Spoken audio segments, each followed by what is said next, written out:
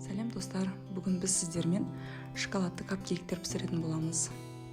Қараңыздар, қандай әдемі көрінеді. Бұл біздің шоколадты капкейктеріміз.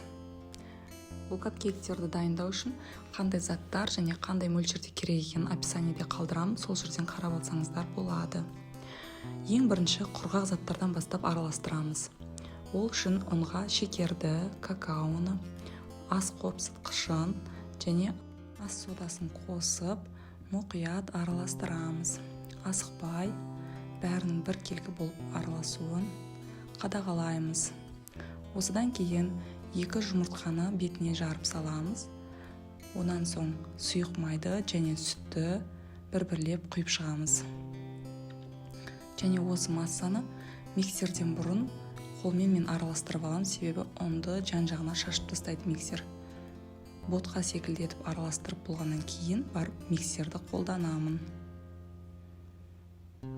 Мінекей қыздар, осылай миксермен жақсылап араластырып алғаннан соң біркелкі консистенция шығады. Осыдан кейін бетіне ыстық судан 3 ас қасық қосып жіберемін.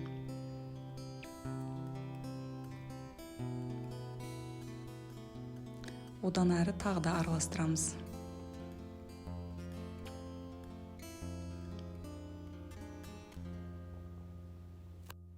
Дайын болған массаны кондитерлік қапқа саламыз. Кондитерлік қаптың өзін бокал сияқты бір шұңғыл ыдысқа қоясыздар да, осылай құйып аламыз дайын болған массаны.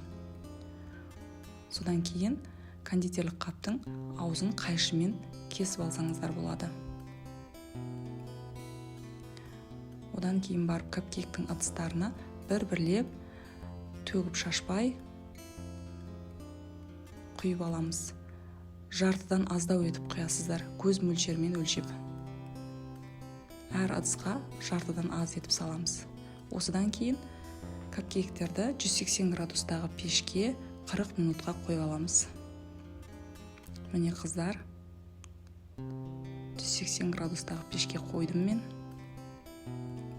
Арасында кремін дайындаймыз. Кремге сливочный сыр, қант ұнтағы және клейгей қажет, яғни сливки қажет. Бірінші сливочный сырды миксермен айналдырып аламыз біраз. Сосын үстіне қант ұнтағын себеміз. Мен бір-бірлеп сеппедім, барлығын бір-ақ рет салып тастадым. Көріп тұрғандарыңыздай, оны шамалы тағы да миксермен араластырып аламыз да, үстіне сливкиді құйып, одан ары араластырамыз.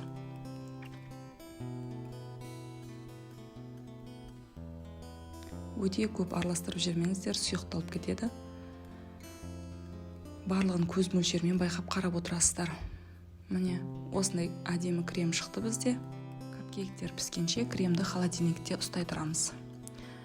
Міне қыздар, біздің 40 минут өткеннен кейін піскен капкейктеріміз мінекей дайын болды. Мен толық 40 минут ұстағандықтан олардың пісіп-піспегенін тексеруді жөн көрмедім, себебі сенімді болып тұрмын олардың жақсы піскендеріне. Міне қараңыздар, осындай капкейктер шықты бізде. Менің каналыма тіркеліп, лайк басып қойыңыздар қыздар.